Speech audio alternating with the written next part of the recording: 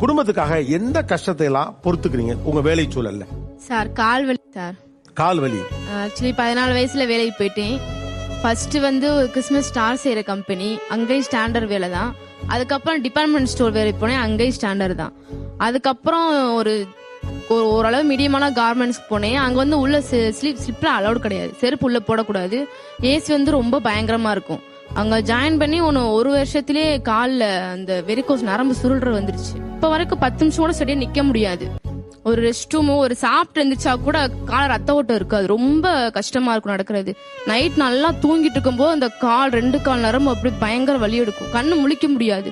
கால் வலிக்குதுமா அப்படியே தூக்கத்திலே கத்துவேன். ஏன் 14 வயசுல வேலைக்கு போயிட்டீங்கம்மா? குடும்ப சூழ்நிலை அப்படி சார். அப்பா இறந்துட்டாங்க. அடுத்து படிக்கவும் வசதி இல்ல. அப்படின்றப்ப சும்மா இப்போதைக்கு இருக்கட்டும் சின்ன ஸ்டார்ட் பண்ணது. அதுக்கப்புறம் அதான் சிச்சுவேஷன். குடும்பத்து அந்த ஒரு பொண்ணு வேலை பார்த்தாதான்